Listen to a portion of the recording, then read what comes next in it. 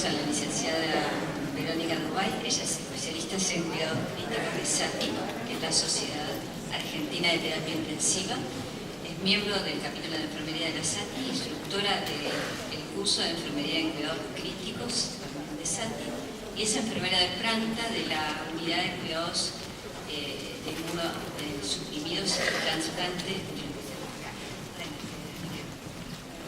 Ella nos dará últimos avances en el cuidado de catéteres periféricos médicos. Bueno, ¿qué tal? Ya estamos todos con ganas de irnos a almorzar, me parece, ¿no? Ya estamos cerquita del mediodía. Bueno, nuevamente, como el resto de mis colegas, quiero agradecerle a la Fundación Reimers la posibilidad de que estemos acá, sentados ustedes y nosotras de este lado, porque nos tocó eventualmente estar de este lado, compartiendo aquello que hacemos y aquellas dudas que tenemos sobre lo que hacemos. Porque nadie tiene más dudas que aquel que se enfrenta todos los días con el paciente, y todas nosotras tenemos todos los días el desafío de aprender. Y bueno, agradezco esta oportunidad de esta organización para que podamos debatir después, a partir de las preguntas, algunas cuestiones.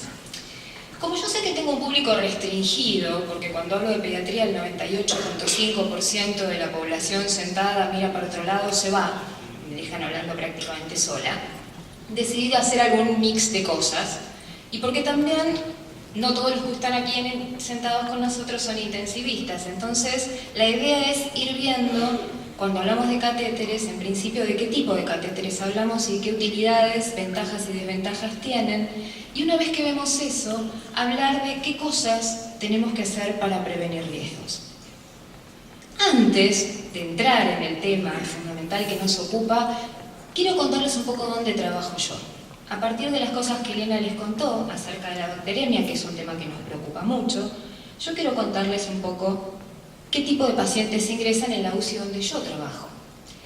Ingresan pacientes trasplantados hepáticos en el postquirúrgico inmediato, es decir, salen de quirófano con toda la tecnología del quirófano y llegan a nuestra terapia. No tienen recuperación postquirúrgica en sala de recuperación, llegan ventilados a la terapia. Ingresan todos los pacientes oncohematológicos inmunosuprimidos que requieran soporte de terapia intensiva, desde ventilación no invasiva hasta la hiperterapia. Ingresan todos los pacientes inmunosuprimidos sépticos o en shock séptico, y todos los pacientes neutropénicos que requieran terapia intensiva. Esto incluye una subpoblación de pacientes que son los trasplantados de médula ósea, que son los pacientes más graves de la terapia intensiva. ¿Por qué? Porque nosotros, para hacer un trasplante de médula ósea, que se hace en otro servicio, le devastamos el sistema inmunológico. Ese paciente no tiene con qué defenderse de nada, de todo aquello que nosotros le podemos poner desde afuera y de todo aquello que él trae como gérmenes previos en su propio sistema. Es decir, va a ser recidiva de cosas que normalmente nosotros tendríamos controladas. Estos pacientes implican para nosotros un enorme desafío. Todos estos pacientes en general van a tener accesos vasculares centrales, accesos vasculares centralizados y accesos vasculares centrales de larga permanencia. Es decir, que vamos a tener un pool de catéteres que cuidar. Un poco estas son fotos del servicio en el que yo trabajo. Disculpen que esté yo en la foto, pero fue una foto al azar y no encontraba ninguna mejor que mostrara que para poder acceder a la unidad del paciente necesitamos pasar por dos puertas. Si ustedes ven la primera puerta, que es la que se ve más afuera, ahí ustedes ven el cartelito de los 5 momentos del lavado de manos. Estos carteles, Elena y su equipo de enfermeras en control de infecciones se ocupa de colocarlos en todas las unidades de los pacientes para que no nos olvidemos en ningún momento de esto. Pasando esa puerta tenemos un lavatorio donde tenemos una canilla automática, tenemos jabón para lavado social, clorexidina jabonosa y alcohol gel. Es decir, podemos optar en la emergencia o en una entrada controlada a la habitación del paciente por diferentes maneras de iniciar la descontaminación. Una vez que entramos a la unidad del paciente, volvemos a tener antisépticos para hacer los 5 momentos con confianza ya en la unidad del paciente. Lo que ustedes ven al lado de esto es la unidad del paciente en sí misma y su complejidad. Ustedes están viendo ahí un paciente trasplantado de médula ósea con terapia intravenosa y terapia de soporte renal. Es decir, tiene dos tipos de catéteres fundamentalmente. Los catéteres para infundir medicación y tratamiento y el catéter de hemodiafiltración venovenosa, que es un catéter de diálisis, es decir, otro tipo de catéter distinto.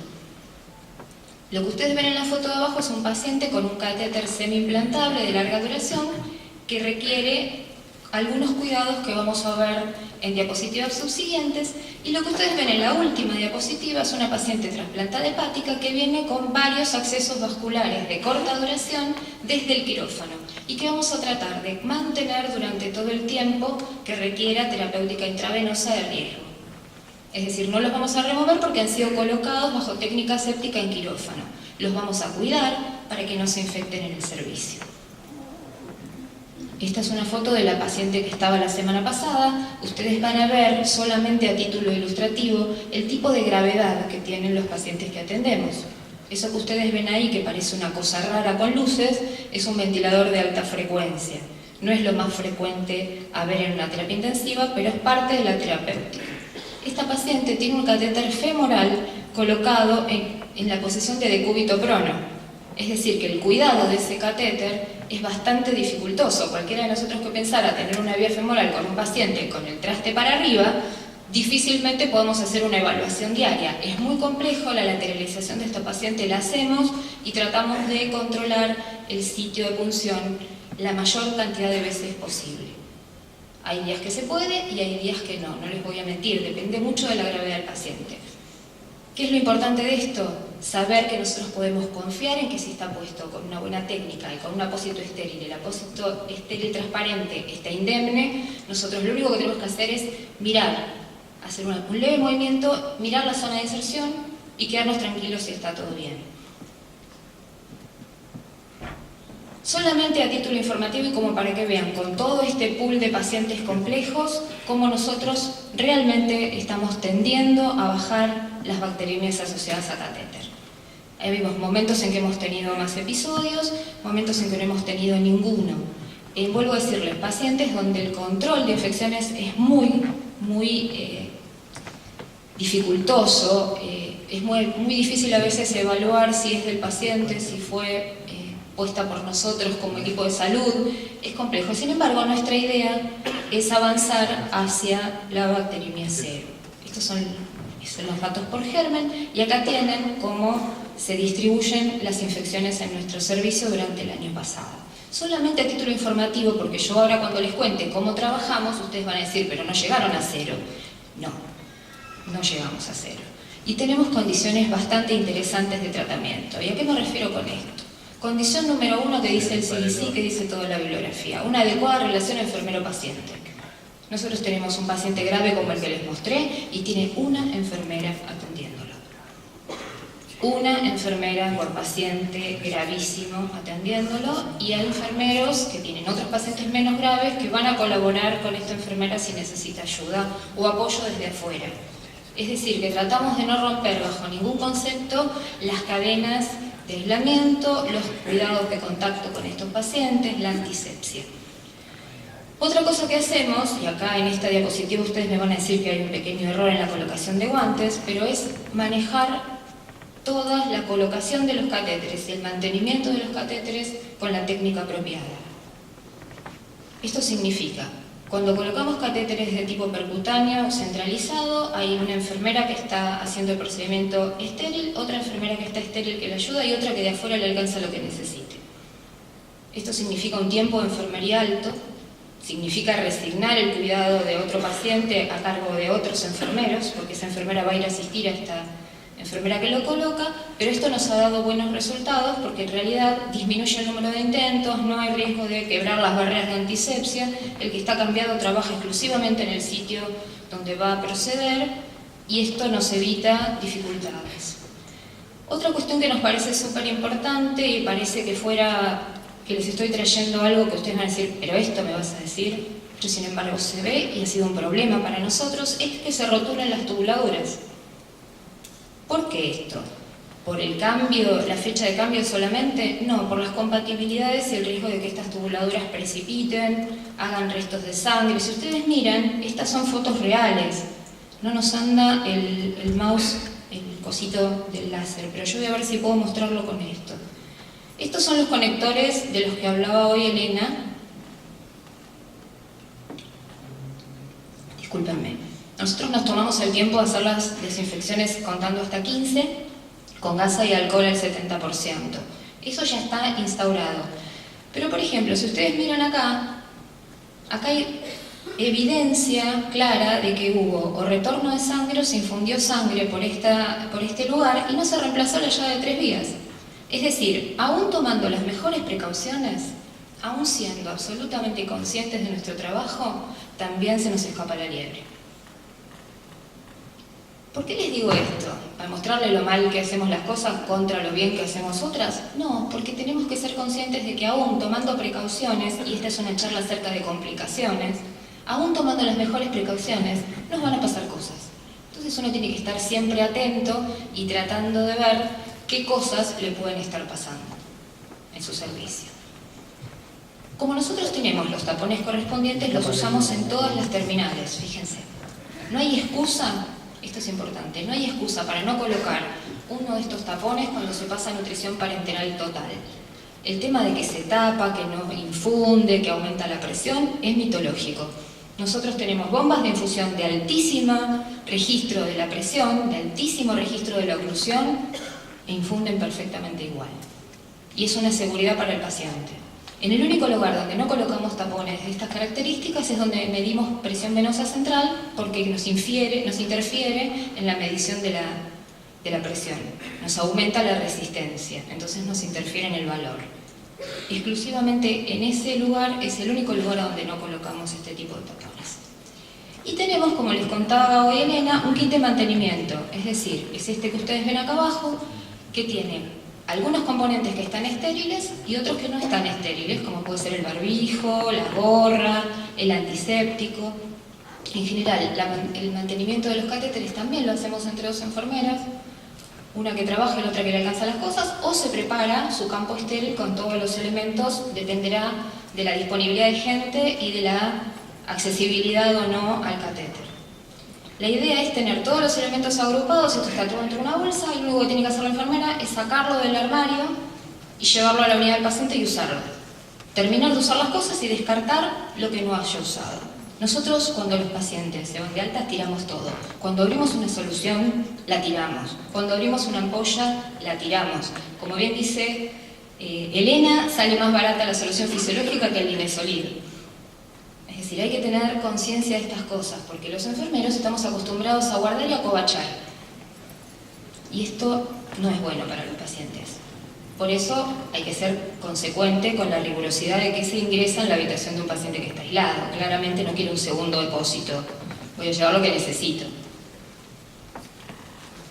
Ahora que les conté todo esto y todo nuestro esfuerzo por trabajar bien y todo eso, hoy vamos a entrar en tema. ¿Por qué les conté todo esto? ¿Porque me gusta hablar bien del servicio en el que trabajo, que además me gusta trabajar ahí? No, no solamente por eso.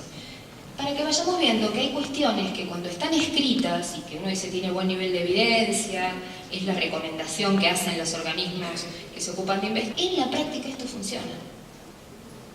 En la práctica sale más barato tener una enfermera más que tener que pagar $42.000 por una infección. Y esto también cuesta hacérselo entender a los que deciden sacar una enfermera de la terapia y mandarla a la sala de no sé qué porque tenés pocos pacientes. O mandar a las terapias intensivas a trabajar gente que no está capacitada porque total te mando a la de obstetricia que te ayude como pueda. Claro, pero después pasan estas cosas. No tiene por qué saber manejar estas cosas de la misma manera que un intensivista. Y el intensivista tiene que salir a sacarle la papa del fuego al servicio de vacunas, que yo no sé vacunar a un niño. Esto también es importante a la hora de discutir seguridad y calidad de atención. Ahora vamos a volver al punto que nos interesa. Estos son los tipos de catéteres con los que nosotros nos vamos a encontrar como enfermeros.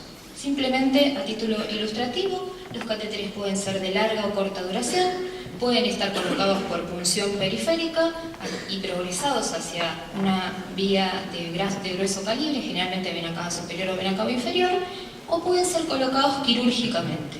Vamos a ir viendo, para los que no han visto estos catéteres, un poquito cómo son.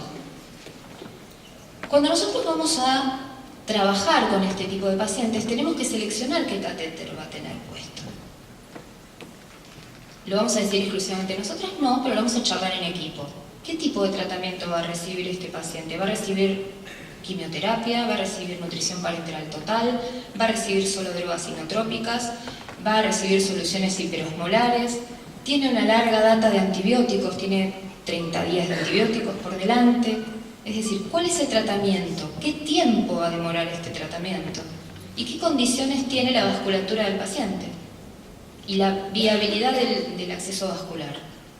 Y la importancia de colocarlo o no rápidamente. No es lo mismo colocar un acceso vascular central de corta duración, una vía central como la conocemos normalmente, en un paciente chocado que necesita vasopresores, que decidir colocar un catéter semi-implantable en quirófano en un paciente que va a recibir quimioterapia durante un año.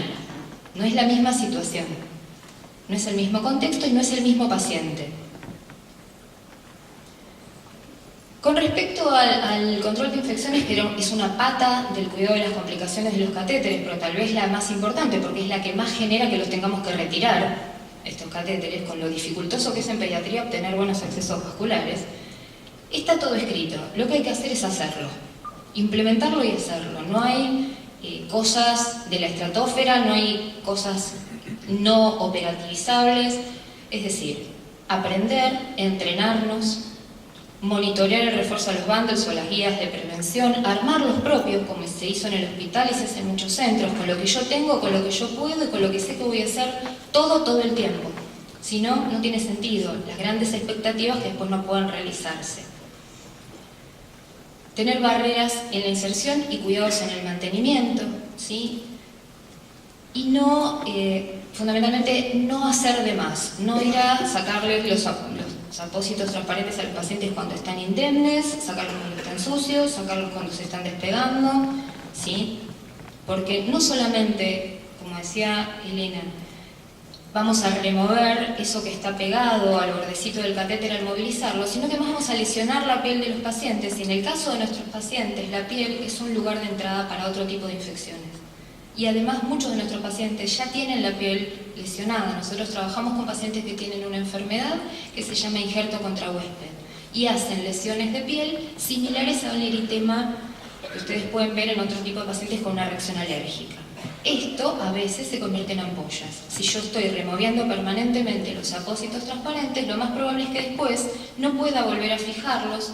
Cada vez sea más dificultoso fijar el catéter se va a mover más, la piel de alrededor de ese catéter se va a colonizar y el riesgo de que ese catéter se infecte y tenga que ser removido es alto. Una de las dudas con la que yo me encontré cuando empecé a preparar esta charla y me empecé a interesar acerca de, bueno, ¿qué pasa con esto de la bacteriemia asociada a catéter? Fue que pacientes seleccionados como los que nosotros manejamos, que son oncohematológicos en su mayoría, son pacientes que tienen la barrera intestinal lesionada, injuriada. Es decir, su intestino no está indemne. Y hay trabajos que nos empiezan a alertar acerca de qué es lo que está pasando con el intestino del paciente, la infección hematógena que esto podría generar por traslocación bacteriana, por progresión de estas bacterias al torrente sanguíneo, y cómo diferenciarla de una bacteriemia asociada a catéter. Y acá hay algunas recomendaciones que tienen que ver con algunas de las cosas que Elena les dijo, que suenan con mucho sentido común y qué es lo que se está haciendo. No quitar el catéter y mandar a cultivar la punta, sino tomar un hemocultivo del paciente y un retrocultivo del catéter. Esto lo hacemos las enfermeras de rutina en el servicio cada vez que el paciente está febril. Y si es necesario, se hace todos los días. Es molesto, es cansador, nadie quiere ir a hacer todo esto porque implica todo, una movilización de técnica estéril, pero lo hacemos todo el tiempo cada vez que el paciente presenta signos de infección de alguna clase. Digo, es un punto a tener en cuenta, poder discriminar si el paciente está infectado por el mismo catéter o lo que nosotros estamos tomando es una infección que viene desde otro sitio y se suma al torrente sanguíneo. Entonces, ¿qué es lo que se trata de hacer con estos pacientes? No retirar los catéteres. Tomar estas muestras, ver qué se positiviza primero, si el cultivo del catéter o el hemocultivo del paciente y aún así intentar hacer lo que se llama el lock antibiótico, es decir, infundir antibióticos por este catéter siempre que la clínica del paciente lo permita. ¿Esto qué significa? Si yo infundo y cada vez que infundo el paciente hace me muero de una bacteriemia,